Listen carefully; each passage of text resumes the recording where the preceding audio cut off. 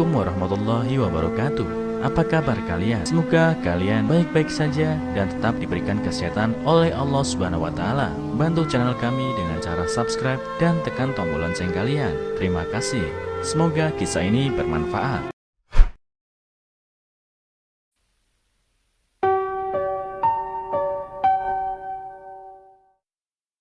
Mantan istriku mandul dan minta cerai. 2 tahun kemudian dia menikah lagi dan aku menerima pesan teks darinya dan aku menangis. Dikutip dari erabaru.net. Sekarang usiaku 35 tahun dan aku masih hidup sendiri.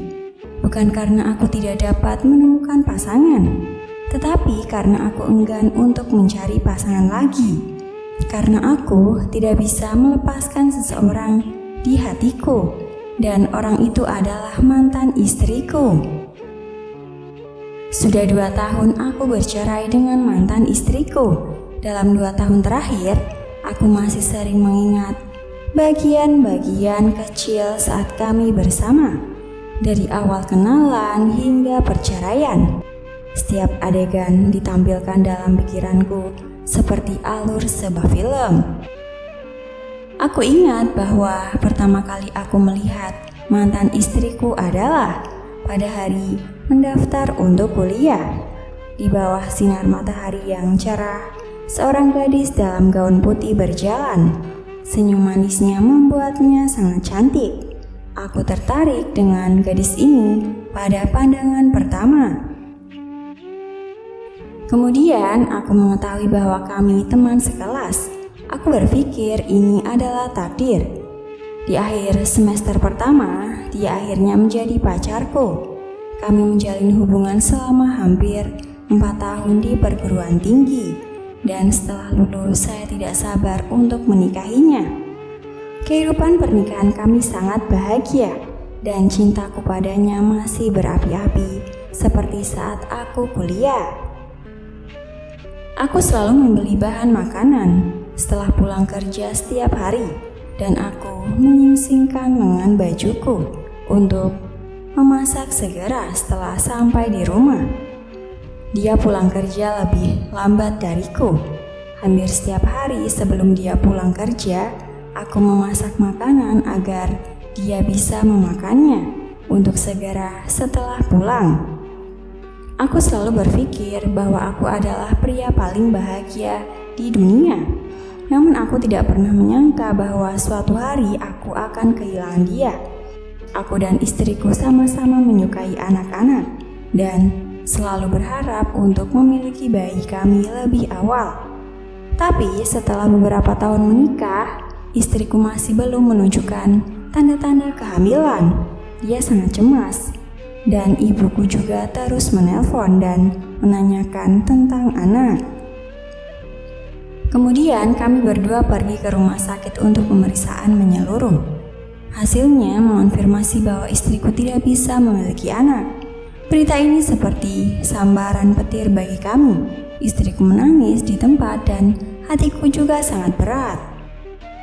Tapi di hatiku, istriku adalah yang paling penting. Bahkan jika kami tidak punya anak, selama kita tetap bersama, hidup akan tetap sangat indah.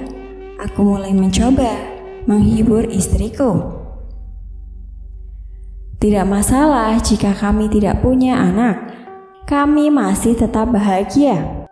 Tapi istriku tidak bisa menerimanya untuk sementara waktu dan tekanan psikologisnya sangat tinggi.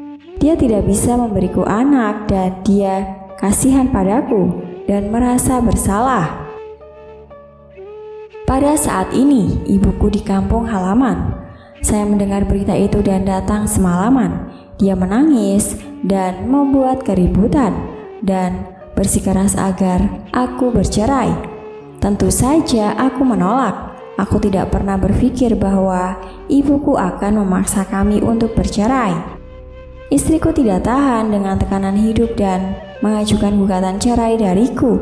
Aku dengan tegas tidak setuju. Tetapi dia berlutut dan memohon padaku untuk melepaskannya. Dia tidak tahan lagi dan hampir pingsan. Pada akhirnya aku pun menyetujuinya. Setelah perceraian, aku seperti kehilangan jiwaku. 2 tahun kemudian, suatu hari seorang teman memberitahuku bahwa mantan istrinya akan menikah dengan seorang duda yang memiliki anak gadis. Dia juga mendengar bahwa latar belakang keluarga pria itu tidak terlalu baik, tetapi pria itu jujur dan baik. Mendengar berita ini, hatiku penuh dengan perasaan campur aduk.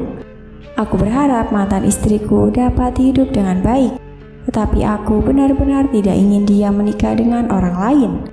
Pada hari mantan istriku menikah, aku titip pada seorang teman untuk memberikannya uang. Aku berharap dia hidup bahagia. Malam itu, ketika aku sendirian di rumah, layar ponsel saya tiba-tiba menyala dan mantan istriku mengirim pesan teks. "Terima kasih, semoga Anda juga bahagia." Segera aku menangis dan kemudian aku menerima pesan-pesan lain yang membuat hatiku semakin sakit.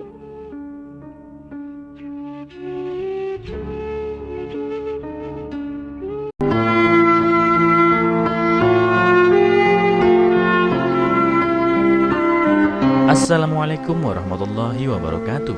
Apa kabar kalian? Semoga kalian baik-baik saja dan tetap diberikan kesehatan oleh Allah Subhanahu wa taala. Bantu channel kami dengan cara subscribe dan tekan tombol lonceng kalian. Terima kasih. Semoga kisah ini bermanfaat.